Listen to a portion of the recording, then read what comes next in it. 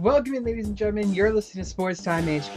I am indeed your host, Fernando. Joining me today is my great co-host, Gary. Gary, how are you doing? Doing good, Freddie. How about you, man?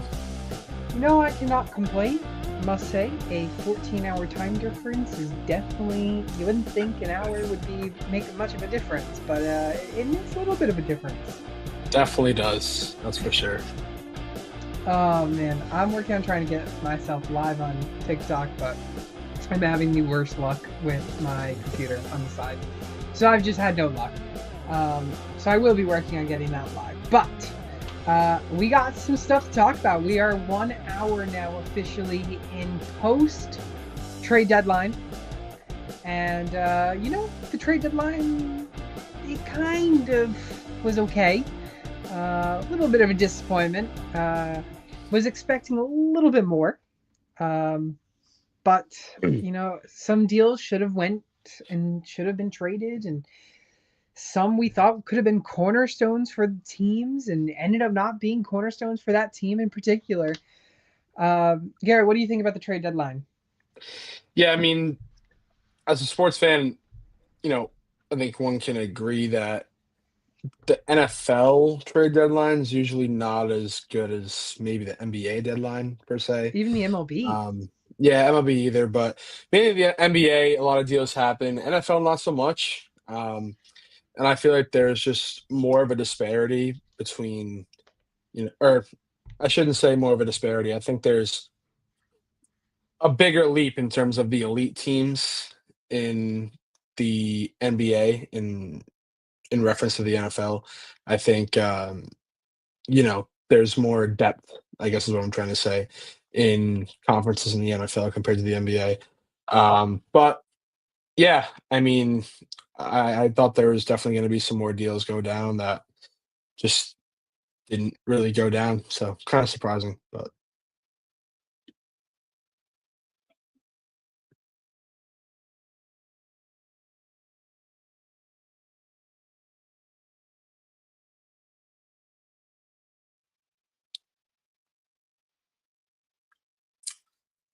hmm,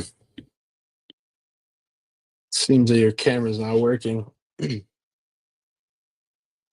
Okay, I'll do my best. More news on the deadline. I guess I'll just jump right into it because we're experiencing some technical difficulties right now. The first trade, I mean, this is the first trade that I saw. So Kobe Myers trade to the Jags. It was What for the heck just happened? you good? You back? What? You back? I hear you now. Can you hear me now? Yeah, I hear you now. I can't hear anything. That's what I can tell you. I can't hear jack diddly squat. Let's see Awesome. if the camera's working. Well, the camera's still working. I'm gonna keep talking for the time being that I Go know ahead. that you can hear me. But I'm just gonna go by your head nods and everything while I try and figure out what in the heck is not working and why can't I hear you. But I guess we'll go right into the question, Gary. Um, is it popping up? Okay, there we go. There we go. Alex saying, just got offered Javante Williams for my Rico Dowdle. And would you take it? Now, I tell you what, I really want to hear your take on this. So I really hope I can hear what the heck you have to say on this. But I will dabble on my take on it. I know Javante Williams has been one of the biggest breakouts this season that we've seen. And I think I would want to have Javante Williams, but if Rico Dowdle looks to be the guy that's moving forward and being the starter, so my concern is maybe we're going to see him.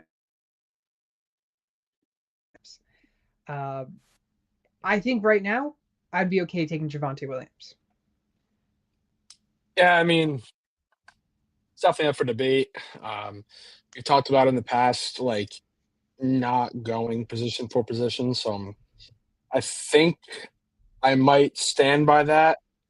Um, but you know, this guy's been going off recently. I think if I had to pick one, I actually would probably go Javante Williams. But like I mentioned, we don't usually do position for position trades. It's just something that could really come back to bite us. I feel like those are the trades that you're most vulnerable, I guess. But if I had to pick one out of these two, I would definitely lean Javante. Rico Dowdle's, you know, gone off in 3 out of the 5 games that he's had as a starter. But it's a small sample size. Javante's kind of been doing it all year. Uh, Javante is up to what now? Running back RB9? 6? No, Javante's RB6. Dowdle's RB9. Yeah, yeah. I think as of recent, Rico Dowdle's looked better than Javante Williams. Yeah. Um, but I trust Javante more, I guess, this far in this season. I can attest to that. I can also attest to not use Safari as your StreamYard user There and you go to go. Chrome. Oh my goodness.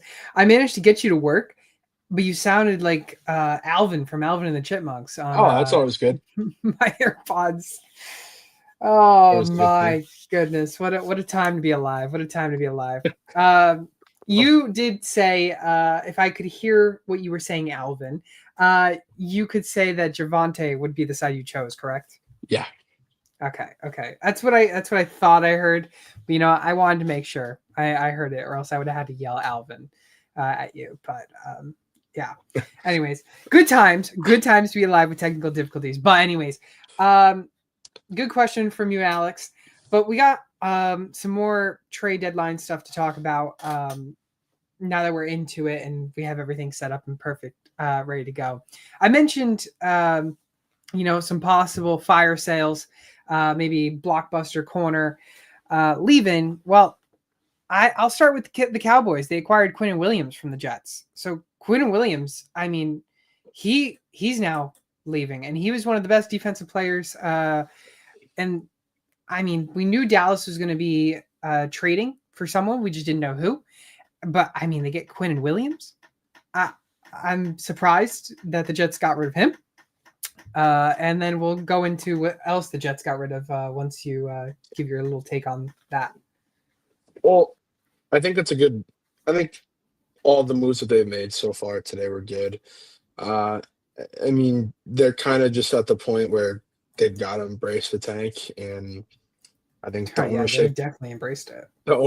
right, exactly, embraced it, and I honestly think that they got a haul today, like for everything that they got, like a billion first round picks, a couple young guys that maybe didn't do so well in the first time around. Maybe nobody wants to go to the Jets, but maybe a change of scenery could helps a lot of people Yeah. out, and maybe it could work for them too. So I actually like the move that they made there, and Yeah, I mean, those. they ended up getting a 27 first, 26 second, and defensive player Massey Smith. So they got a good haul for Quinnen Williams. Don't get me wrong. I mean, I would expect that for a young defensive player. But the one thing that surprised me the most was the Jets dealing Sauce Gardner, because I thought they were going to keep Sauce Gardner as the future of that team, and they were going to actually trade Breece Hall. And it completely went the complete opposite way. They traded more defense than offense. So clearly Breece Hall is the future for the team. Not only that, they traded them to Indianapolis. They got an offensive weapon and AD Mitchell back. Also, they also got a pair of first-round picks on this as well. Sauce Gardner, again, 25 years old. They just signed him to a 4-year, $120 million deal. So that's something that made me think that they weren't going to deal him. And instead, they ended up dealing him right away. Yeah, I mean, I think if the Jets had any more of a successful season from where they are right now, then maybe we'd be seeing a little bit of a different approach. But Yeah. they're sitting at what, like 1-7, 1-8 right now. Or no, they have 2 wins. No, 1, right? No, they got one. Come on, don't One. give them the benefit of the doubt. So they have 1 win right now. Yeah, like 1-7, 1-8. I think if we saw, if they were maybe a little bit closer to 500, then they'd be keeping these guys around. But I don't blame them at all for getting rid of these guys. And you already talked about the haul that they got, so I won't go in depth about that. But biggest thing I think is we have an absolutely loaded draft class coming in for Yeah, 2020. we do. They have 3 first-round picks for that. So, they have holes everywhere on that team, but I think that draft is gonna be so huge for them in attacking whatever positions that they want to attack. I think that, could be the class that maybe even turns around the franchise. Who knows? It could be. It could be. They could have officially turned the franchise around. Maybe not because of the Jets, but who knows? There was a question about the Vikings trading at quarterback just to kind of get some depth role. It doesn't look like they ended up trading for any quarterback. I mean, why would they? They got the Not god sure. tier Yeah, I'm not quarterback. sure why they would. Yeah, they Not got sure why god they tier would. quarterback. What a win, by the way. Talk to me. What a win, JJ McCarthy. We will talk about it. Don't worry. Oh, you don't like it. All right, all right. Anyways, Jaguars, they're acquiring Jacoby Myers from the Raiders. Didn't think Jacoby Myers would be going to Jacksonville, but this makes complete sense after losing Travis Hunter for 4 games. Now, if Travis Hunter does not come back, or if he does come back, sorry, where does Travis Hunter, where does Jacoby Myers fit in with BTJ at number 1? That's a good question. The good thing about Trevor Lawrence, I mean, we're both not fans of him, but one thing that we can say is that, he's able to spread the ball for the most part.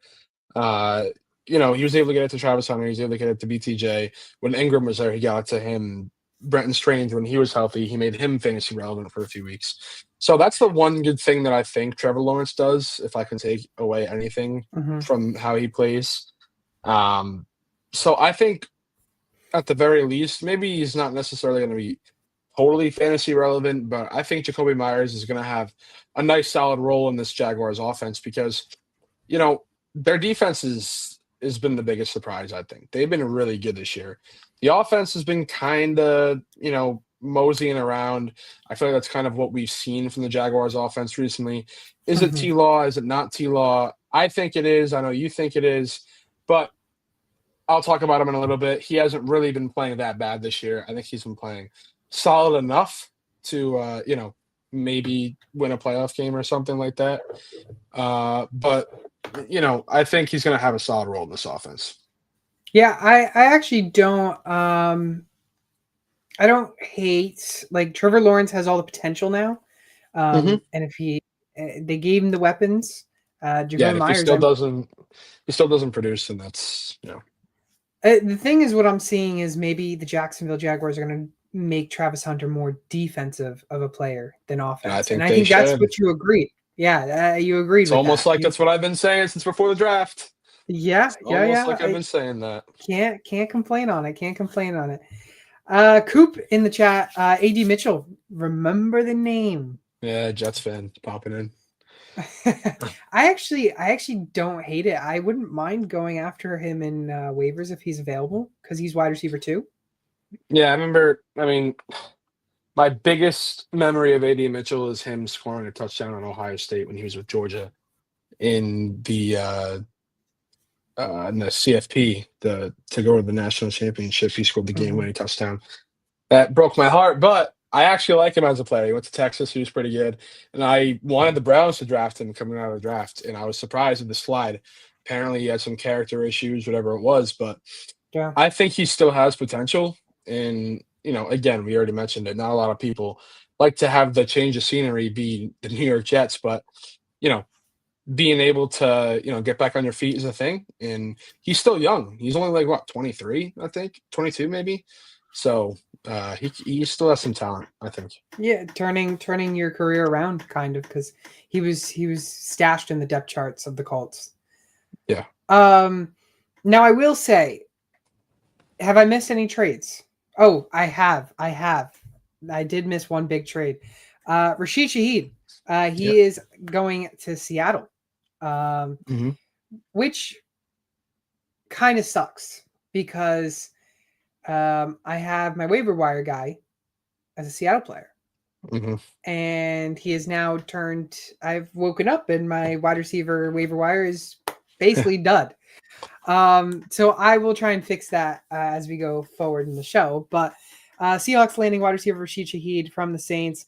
I I don't think they gave that much. It was a 4th and 5th round pick that they gave for Shaheed, which I think is golden. Cooper Kupp dealing with some injuries this season.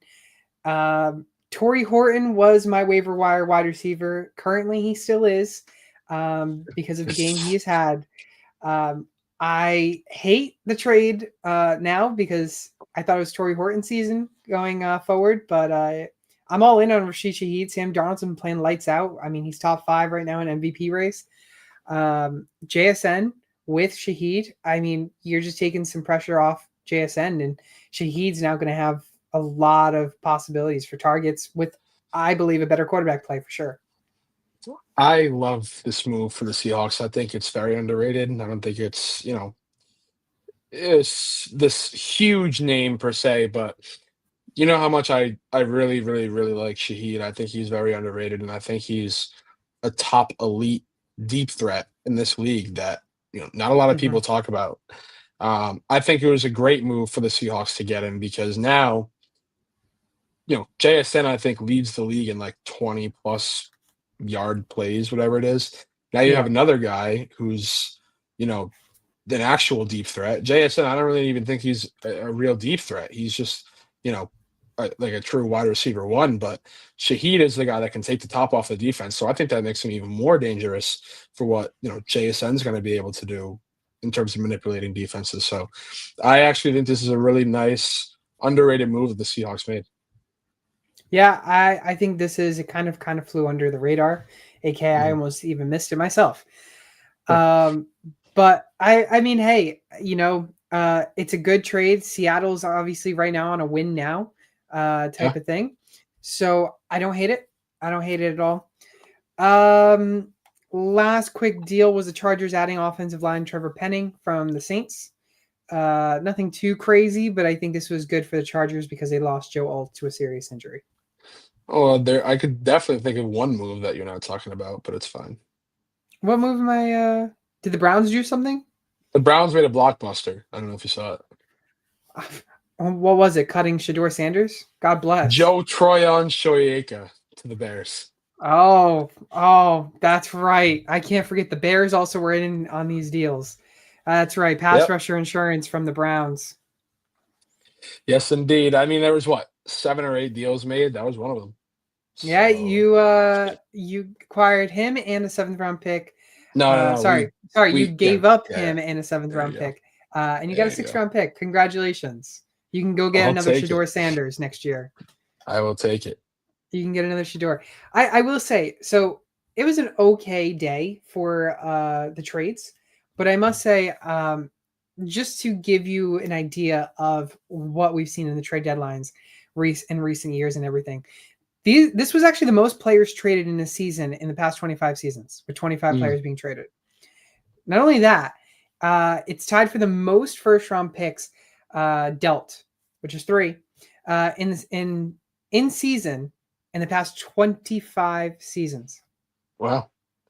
Back in 2019 was the last time as well. And they all went to the Jets. Yeah.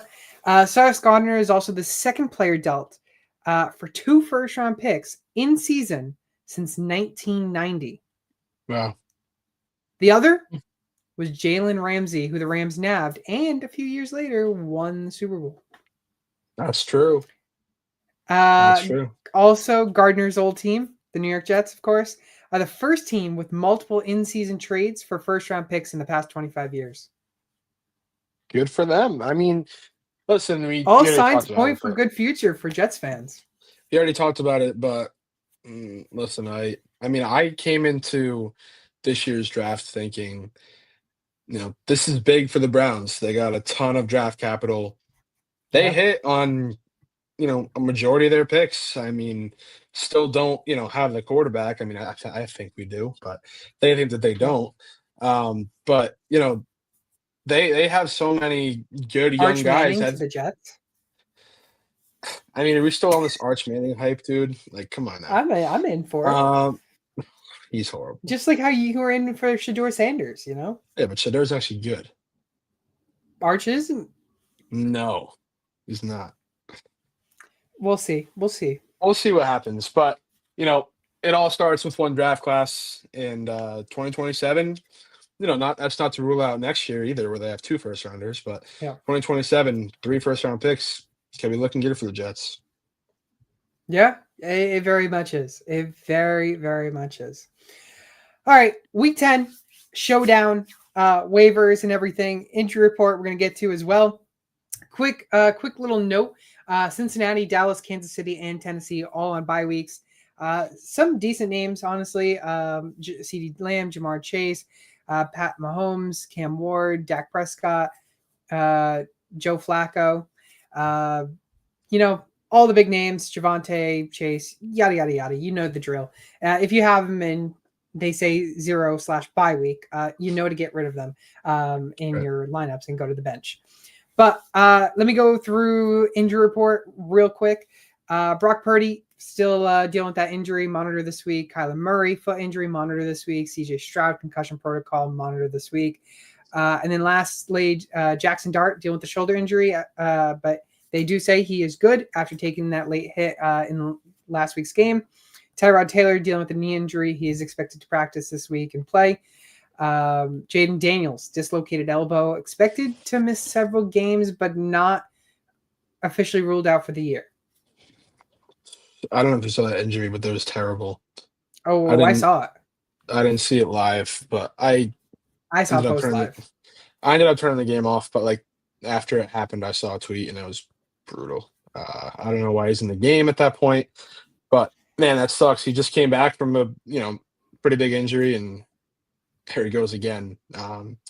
Feel bad for him. I feel like this year was kind of, obviously not the year that the Commanders fans had hoped. So after just going to the NFC Championship.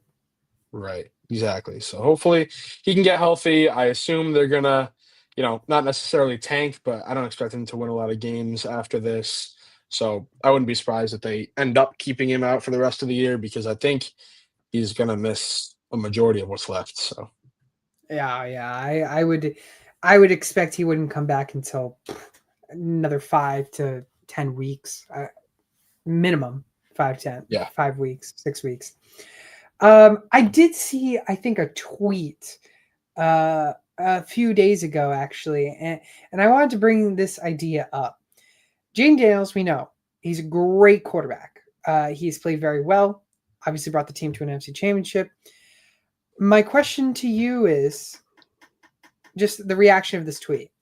I saw the tweet saying that Jaden Daniels is an amazing quarterback, but he's looking like the next RG3 with injuries.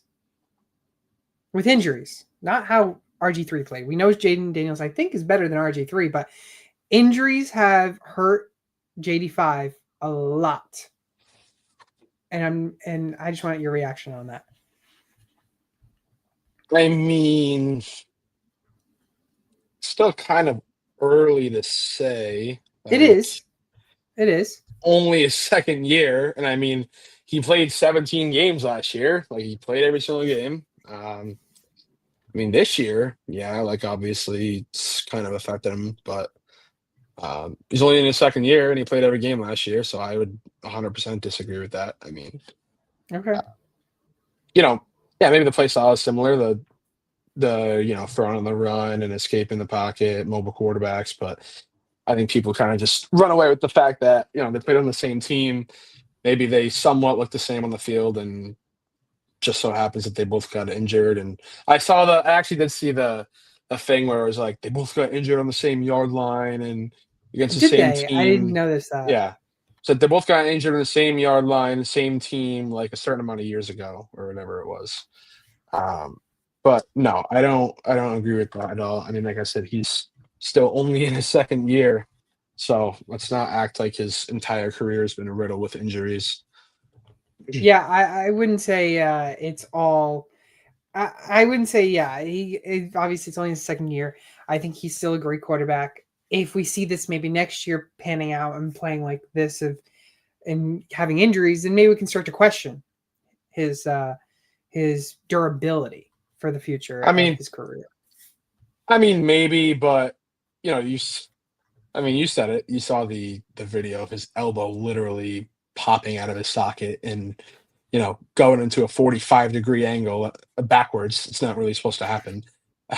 So I don't necessarily think that's, and it's not, I get you're saying it's not his fault, but it's Yeah. not something that I would, question because no one's gonna, magically just get up right after taking a hit like that. Of course not. I think I would have been more concerned if it was actually his throwing arm. I would be more concerned if you like took a big hit, and then went down and then, kind of like didn't play for a couple of weeks and it lingered around for the rest of the season and something like that.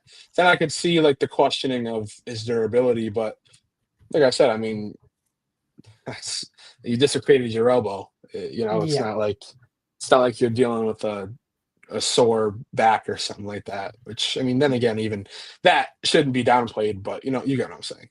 Yeah, I get what you're saying. I guess we'll see. We'll see what happens. Hopefully, he can come back and have a good week. Good end of the year if he does end up playing. Mm. For the running backs, Bucky Irving, foot shoulder. Again, this is something to monitor because Rashad White has done very good in place of him. Quinton Judkins, AC joint sprain. Again, monitor this week. Samai Pirine, high ankle sprain, out for a couple weeks. Marion Hampton, he's been on the IR. Looks like they will not open his 21-day window just yet. Might wait one more week for that. Aaron Jones dealing with that right shoulder injury. Just when he comes back, he gets injured once again. But he does have a chance to play in week 10. So again, monitor that week. Along with DeAndre Swift, another one to monitor this week. A lot of players to monitor this week. Again, Ramondre Stevenson, monitor this week. And then Isaiah Pacheco, sprained MCL, expected to return after week 10 bye. A lot of running backs to monitor this week. I think the big one, besides obviously Bucky and Judkins, is DeAndre Swift. Because if he does not play, Monengai popped off. Mm-hmm. Well, yeah, he did. And I think I ended up switching my order. But when we talked about it, I was like, I kind of expect him to absolutely go off against the Bengals defense. I mean, they literally have like, grocery store workers playing on their defense. It's absolutely abysmal. So I think any running back that you get against the Bengals defense is going to go off. But I liked Monengai coming out of Rutgers. I thought he was a great talent. I was surprised he fell to like the 6th round, was it Yeah, the 7th round, something like that. So I was kind of surprised he safely. fell down. Yeah, I was surprised he fell down that far. But he looked good. He carved him up, and he did exactly what I expected. So I expected Kareem Hunt to be better though. But I made that choice a little bit after. But as for the top guys go, Bucky Irving, I honestly don't really know. I haven't heard any update on him. I don't really think. I haven't either. Judkins, I saw, is likely to play this week. It was nice that we got the bye, so he had an extra week to recover. Yeah, I think they're big. expecting him to play. So Yeah, I'm hoping he plays. I have him in a lot of my leagues. Mhm. Going on to the wide receivers again, pretty much building a 11-person team on this. Keyshawn Boutte, I was in on him this week. Of course, he had to get a concussion. Hamstring injury and missed the rest of the game. So it gave me a dud and made me lose in a lot of the leagues. But he is day to day. Cedric Tillman, hamstring injury, expected to return from his IR stint this week. T. Higgins cleared and never actually entered concussion protocol. A lot of people thought he entered concussion protocol. They cleared him, and he never entered it in the first place. Marvin Mims was did not practice on Monday, but again, monitor this week. He's dealing with that concussion. He should hopefully be back this week. But again, it's a short week for the Broncos. Puka Nacua dealing with that rib injury. He's scheduled to have a scan on his rib injury. Haven't heard any updates on that yet. Brandon Ayuk, knee injury. Again, he's been on IR all season, but he's not expected to have the 21-day window opened this week. So we could see it next week, finally. Ricky Pearsall, he's got a chance to play this week, dealing with that knee injury as well. Terry McLaurin, quad injury. Guess what? He's not expected to play. So sad to say, but start getting that mini violins out for Terry McLaurin season, people. Luke McCaffrey, broken collarbone. He is out for the year. Calvin Ridley, hamstring injury. Again, another Calvin Ridley, Cooper Kupp, Luther Burton, all players to monitor this week. Most dealing with a hamstring, and then Luther Burton with a concussion. I think the biggest one to mention out of these, which you could say it's Terry McLaurin, but I think if anyone's to know, having him on my team, I'm not expecting him to play any week. I would honestly say Puka Nakua. Oh, Kind of seeing that scan and to see what happens with the scan, because if it comes back more severe, he could end up having to miss a couple games.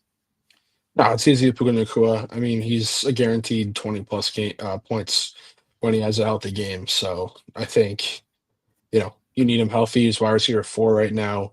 Little question though, if Nakua is to miss an extended amount of time, Devontae Mm. finishes ahead of him, do I still win on my hot take? Oh, can you remind me of the hot take again? So Devontae Adams would finish better than Nakua in fantasy this year.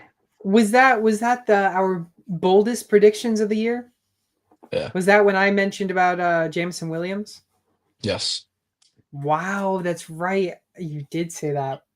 Wow. I mean, Uh listen, technically even you if would have to it would be an invalid take right. because he missed it. But I mean, we could see average per game and we could see kind of who took that. Hey, I mean, right now, Nakua's wide receiver 4 and Adams is wide receiver 8. So I mean, it's not even like that far off. Well, it's like, obviously there's a drop off there, but There in is. terms of yeah, but in terms of wide receiver 1 status, I mean, you drafted Puka Nakua in the first round, Devontae probably like what, third or fourth?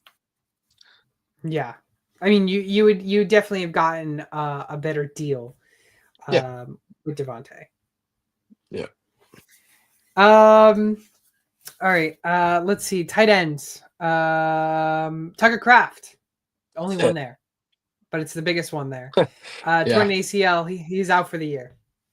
Yeah, it sucks. That really sucks That's because he's so been so brutal. solid this year, and I think he was, in my opinion, like the only guy that I would, and I'm gonna say he's the only guy that I would label as consistent on that offense outside of Jacobs. And I think you could even say that might be a little bit of, little bit of an extension because he's had great games and then not so great games, but he's wide receiver 2 in fantasy so far throughout this year, and he was, having a great season. He had like that 30 plus point game a week or two ago. So, he's going to be missed by a lot of teams. I remember I was trying to trade for him last week because I thought, you know, he's been playing so great and I Mm-hmm.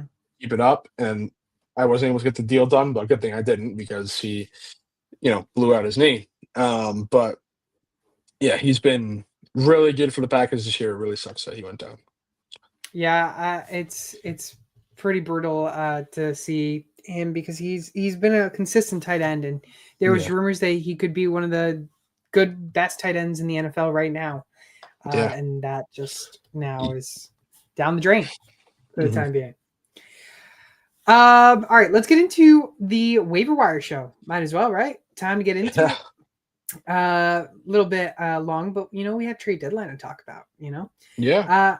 Let's get into the quarterback situation, and ladies and gentlemen, can we all preach to the choir? Guess who's No. back? Back again.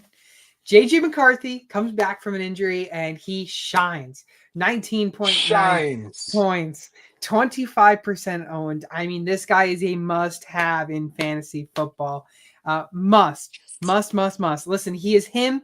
God tier is back, better than ever. He's going against Baltimore this week, who is ranked 9th in most points given to quarterbacks this season. I mean, we're expecting him to be back into his form. Jordan Addison's balling. Justin Jefferson is balling. The whole team is balling out. Playoff contender, Super Bowl contender, maybe you could say, with this guy at quarterback. But let's expect him to have about 17 plus points from him this week. I would probably give him more 17 as a floor against Baltimore, but I could see him easily getting around 20 points this week. He didn't even throw for 150. It don't matter. He He didn't got the even throw for legs. 150 yards.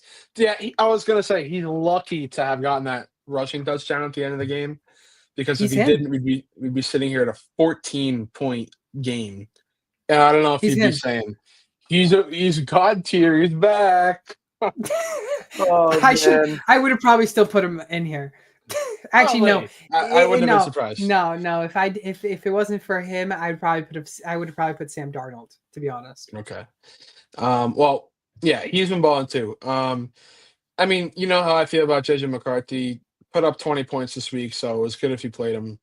Um, I don't really expect him to be great, but 2 out of the 3 or 4 games that he's played so far this year have been good fantasy wise. Still has yet to go over 160 passing yards in a game. Granted, he's only played 3 games, so I won't go too hard on him, but I Listen, really he's gonna don't ball see out. Watch him throw 300 this week. I don't think he'll ever do that in his career. Oh, But listen, you don't always have to be a great um, actual IRL player to be fantasy relevant, and that's a case for a lot of Justin players the Fields. past couple of years. So hey, I mean, yeah, I mean, you can say what you want. I mean, I think Austin I think Eckler when he's a he good was quarterback. But, I think Austin Eckler when he was on the Chargers was way overrated oh, because oh yeah. he was RB1 for a year or two, or he was always fantasy relevant. But if we're just talking about, pure skill talent wise, he was never one of the top guys in the NFL. So, but that's just my 2 cents. He put up 20 plus points, so he had a pretty solid week. I'll just leave it at that. I disagree on that take. Okay. Okay. I But mean, we'll see what happens. but he has fallen off since leaving the Chargers for sure. Listen, oh, you're talking about Eckler? I mean, Yeah. I don't think he was an awful player by any means. Like, I think he was I think he was like a 10 to 12 in terms of RBs in the league, but he finished like top 3 RB fantasy wise Mm. for a couple of years. So if you just, I guess what I'm trying to say is in terms of ranking players, don't just go off of what fantasy stats say That's because true. it's But two totally different things. But yeah, that's we're getting a true. little bit off topic, so Yeah. But can never complain on that. Gary, I'm intrigued about well, you, your guy. I mean, here's another example, right? Like, I don't think this guy's a good player. I really don't. But he put up 22 points this week. He's been solid the last 4 weeks, averaging 21.6 fantasy points per game. That's Trevor Lawrence. He's only 40% owned, so he's out there in a majority of leagues. Like I said, he put up 21.6 fantasy points per game the last 4 weeks. That's against some tough defenses during that stretch with Kansas City, Seattle, and the Rams. I mean, those are all I think top half defenses against quarterbacks, fantasy wise. So I think he's been, definitely playing better than I thought he's been so far. He has a tough matchup against Houston. They're, I believe, the worst. They give up the least amount of points to quarterbacks, or they're at least top 3 in terms of that stat. So I don't necessarily think he's going to go off this week, but if he gives you another 20-point week, then that's exactly what you want from a quarterback that you pick up off waivers. Yeah, especially getting Jacoby Myers now. I mean, That too. This is a team who has the potential to, excel with his nature. I'm okay with this take on it, honestly, which is surprising because it's Trevor Lawrence, but I don't mind it. I don't hate it. I don't love it, but I don't mind it. That's how I feel also. I mean, I know how both of us feel about Trevor Lawrence. Neither of us really like him, but so far he hasn't been horrible. So yeah, no, he has not actually, which has been surprising. But Trevor Lawrence, JJ McCarthy, our goated squad for the quarterback waiver wires. Let's go into our running backs, and I'd love to hear Gary's first take on his running back because he actually said his teammate last week. Well, yeah, I saw your little note about how RBs are awful this week, and I couldn't agree more. My God, they're horrendous. But I saw this guy, and I'm only taking him I'm only putting him here just due to the fact that he had 14 carries, which is probably the most out of all the guys that are available. It's Emari DeMarcado, a guy that we expected to be the lead back once the top two were out initially. And then he has that long touchdown run that wasn't really a touchdown because he fumbled it at the 1 yard line like an idiot. But he actually played pretty solid last night. He had 8.8 points, but I think they were all rushing yards, so he had a solid night. I'm hoping after this week I no longer have to hear Zonovan Bam's night's name anymore after this. I'm sick and tired of seeing him in every start sit. It's crazy how many people are debating starting him or not. In all honesty, unless you are in a deep league or you're that desperate to where you have 4 players on buys and 2 others that are hurt, I wouldn't start anybody out of this backfield. But the good sign is that he had 5 more carries than Bam Knight, and he actually produced with his carries, unlike Knight. So I definitely would have started about taking him, especially this week against Seattle, because they have an excellent defense. But maybe he officially has taken over the backfield like we all thought would happen once Connor and Benson went down.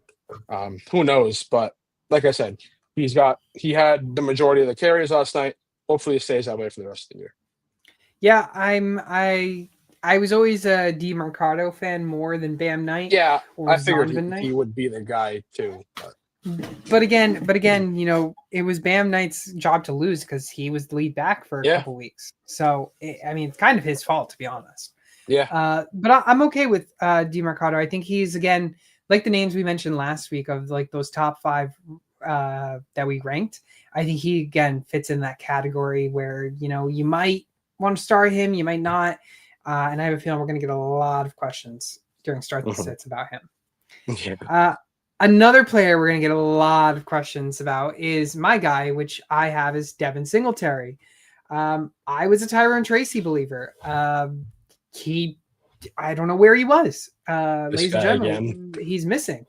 But Singletary, he led the team in carries, which wasn't much. 8 attempts, 43 yards. He also caught both his targets for 8 yards. The Bears give up the 13th most to running backs, which is actually 22 points to running backs on average every week. So I'm expecting double digits from Devin Singletary. Hint: I didn't give a specific number. That's because I think right now the floor and ceiling for Tyrone Tracy and Devin Singletary can both easily be in double digits. They also could be both very small numbers. Again, we just saw Cam Scatabo. He was lighting things up. Now, obviously, they're both combined, not Cam Scatabo. But it's just the fact that there was production in the running back side of things for the Giants. I doubt that they'll have to rely on Jackson Dart so much. They need to figure out who's going to be the lead back. I think Tyrone Tracy should be the lead back. But if Devin Singletary is going to keep on getting some goal line work that we've been seeing and everything, then maybe Devin Singletary will become the guy going forward. Yeah, I couldn't agree with you more. I'm a Tyrone Tracy fan at heart. I thought he was going to be the RB1 coming into this year, and he kind of was. But, then he got hurt. Scatabo found an opportunity and ended up popping off, so good for him. I'm kind of hoping that's what, Tyrone Tracy is going to be able to do because I think he's the better back. He showed it last year. He was pretty solid as a rookie. I'm surprised, they didn't just immediately turn to him once Scatabo was hurt because, like I said, he already was the starting lead back when the season began. So, kind of surprises me. But I'm kind of hoping that they go back to him because I also have Tyrone Tracy in the league, and I, kind of desperately need him to be the starter there. But, yeah, if it's going to be Devin Singletary, it's going to be Devin Singletary. I think whoever's the guy that makes the big play first, whether it's a 40-yard rush or a big touchdown in a key moment, whatever it is, I think he's going to get the starting spot. Yeah, exactly. Devin Singletary, Amari DeMarcado, our top 2 running backs for the waivers this week. Let's go into our wide receivers, and I'll start with my guy. It is Torrey Horton. You can throw him in the dumpster fire, throw him in the garbage can. He is unfortunately just not going to be the guy that I will have to say for my waiver wire wide receiver. But I have figured out another one. Gary didn't take him until I saw the very end of the notes. There you So go. Gary, I may be taking this guy because I think It's fine. outside of him, there's not much else this week. I know. It's of course Trey Tucker. It was Gary's guy last week actually, and obviously Trey Tucker was wide receiver 3 after the first 3 weeks of the season. Ladies and gentlemen, he is back. The wide receiver 3 will be back this year. He's not going to get wide receiver 3. I'll be very surprised, but he will definitely be getting up there in numbers. He is the wide receiver 1. Don't sleep, though, on Tyler Lockett or Jack Beck. Those are 2 guys that are to watch and stream this week. I think Tyler Lockett obviously is more of an older guy, as we know, but he's been talented. But Jack Beck was a guy that they actually drafted this season. They drafted him this season, and he has not had that many great games so far. He's not been really relevant into the scheme of things, but he did get 5 targets in one of his games this year. But he's a guy to stream. But Trey Tucker is a must-add in wide receiver in fantasy this season, this week. He's 53% rostered, and I'm expecting him to have 15 plus points a week. 15 plus points a week, huh? That's a lot. Listen, I'm all in. I'm all in on the Trey Tucker hype. I wasn't so much in the beginning of the season. I messed that one up. Now, mind you, this one, just be cautious because you may want to drop him after this week because he might not actually have a good week this week because he is facing the Denver Broncos, who are ranked 3rd best in stopping the wide receivers for fantasy production. They only average 26 points a game to wide receivers versus the number 1, who is the Pittsburgh Steelers, who give up 41. So just compare that. Yeah, I mean, I don't hate it. I mean, he was my guy, like you said. Yeah, you might have to change that last one. That's fine. I will. I think the opportunities for targets are going to be there now. I think he's the de facto number 1 wide receiver in that offense now. The number 2 option behind, obviously, Brock Bowers. I mean, that's another thing that we can talk about. Brock Bowers is going to have an unbelievable season for what's rest of it after he just dropped 40 points and now no longer has to worry about Jacoby Myers getting targets. But, yeah, I think he's going to end up being the wide receiver 1 clear cut. Hopefully, that doesn't mean that he does worse. I don't think it will. I think that means that he's going to get a lot more targets. And I think I've already had him on here twice. So 3rd time's a charm, hopefully. Yeah, I think it's 3 of the last 4 weeks you've mentioned him, to be honest. Yeah, I think so too. So I actually like his potential. Again, with AD Mitchell going, it's not really like much of a sorry. Did I skip over your oh my yeah, we're goodness. still on Trey Tucker here. I know we are. And then I looked at our notes and I saw the name. Yeah, I just started rambling that.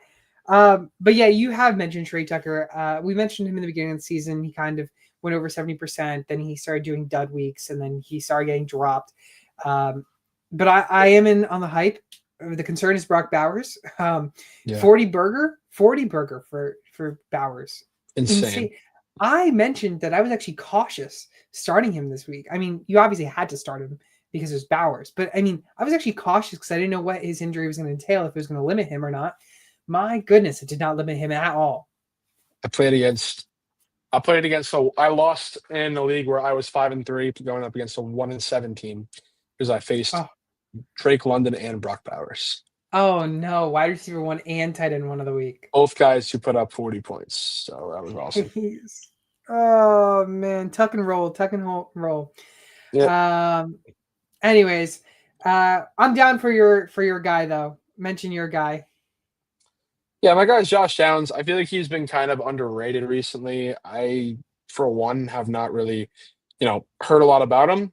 I also haven't really thought much about him myself. I know the Colts as a whole have been doing good. Pittman's been having a kind of a comeback season. I didn't know much about Josh Downs, but last 4 weeks, he scored 11 plus fantasy points, having 3 touchdowns in those 4 games and 7 plus targets in 3 of those 4 games. So those are numbers, recipes for success. He's coming off of a 15.7 point week.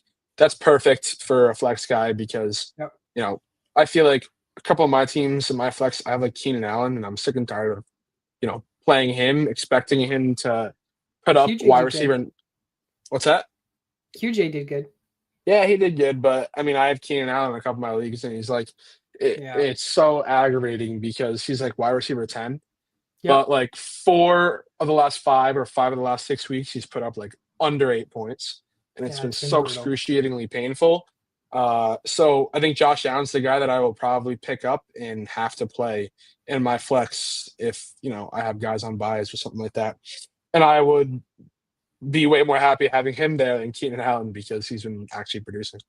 Yeah, Josh Downs has been actually producing pretty well.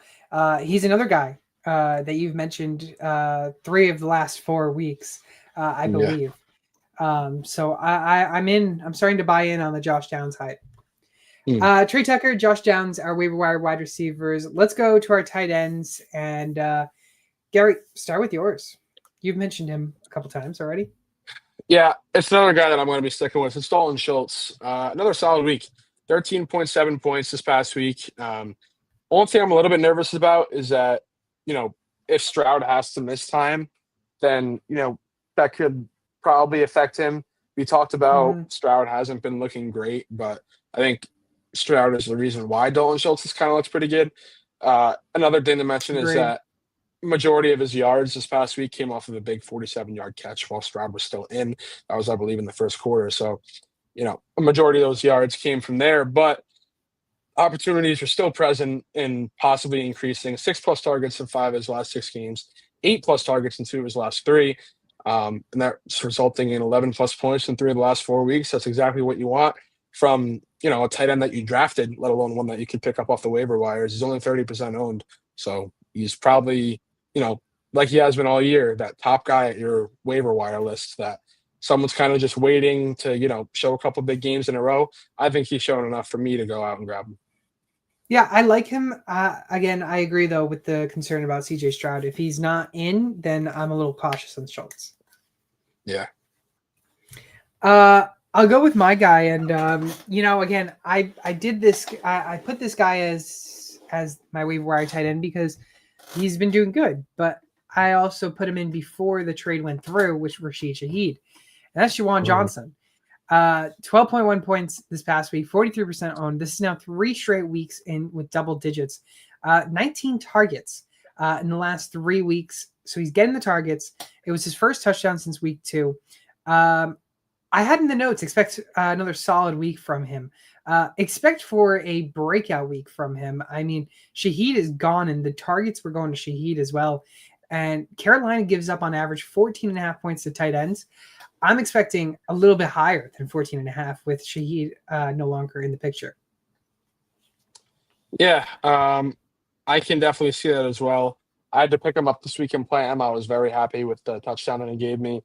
Um, this is kind of the exact scenario that we talk about a lot on this podcast with tight ends Yeah. on the waiver wire is that rookie quarterbacks are coming in kind of looking for their security blanket. I don't think Tyler Shuck is good at all. But he's a guy playing in his second game last week. First Yeah. start, I think it was last week. So he's gonna have to find that guy. If it's not Chris Olave, it can't be Shaheed now. It's gonna be Juwan Johnson. We always talk about the tight end being the security blanket, always out in the middle of the field for him. So I absolutely love the value that Juwan Johnson is gonna have for the rest of the season. Yeah, I'm all in on in the hype for him now that Shaheed's gone, especially. Again, Juwan Johnson and Dalton Schultz are waiver wire tight ends of the week. It is time for the best part of the show. It is Thursday Night Football predictions. The best of the best. Gary and I have been actually killing it recently in predictions. It started out very slow for me, but I must say I've been able to come back a little bit. Still 3 games behind. We've been getting very similar results, and we might get it again this week. Who knows? But it is the Las Vegas Raiders taking on the Denver Broncos, an AFC West showdown. 42.5 is the over/under line this week. Gary, who are you going with? By the way, you are 15-3, and you got your first over/under loss last week. That's the over/unders. I thought that was money line. I could be wrong though, but okay, over/unders. I did get wrong, unfortunately. I'm hoping to change that around. Go back to 9-1. I think I'm going to take Denver, and I'm going to go with the over here. It's a low line. People might think that that's kind of deceiving, and they'll just automatically take the under. But then again, it could be deceiving, automatically take the over. I'm going to go with the over. I think Denver is going to do, kind of one of the games where they have like 28 in the first half, and then kind of just cruise control the rest. Hopefully that means Las Vegas can, put up the remaining points, whatever it is. I'm going to say Denver wins 31-13. Wow. Wow. That's not what I was expecting you to say. I thought it was going to be closer. I would love to see the Broncos doing that, because I think I'm going to take them as my lock of the week, because I am still in for the Survivor. I'm in week 10 and I'm still holding up. Panicked sweat a little bit with the Chargers game last week, but hey, we're doing okay. I'm going to take the Broncos as well. I'm going to take the over as well. And I did not put it in here, but we are both taking the over. I'm taking the Broncos 29-21. Again, like you said, Broncos should take the lead for most of the time. But again, I think the Raiders will come back a little bit, just not enough to win the game.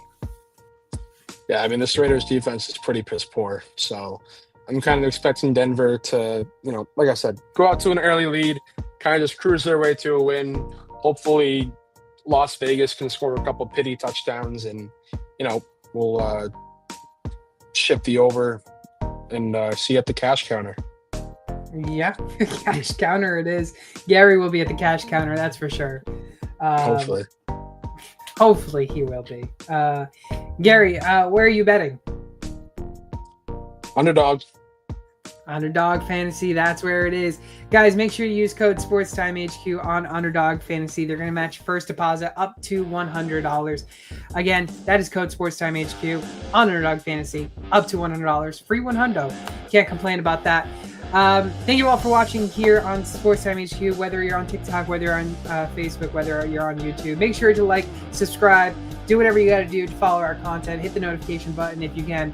Again, we due to the time change, we had to move the times a little bit, but we are now live on Tuesdays at 5 p.m. Eastern Time and on Sundays at 9 a.m. Eastern Time.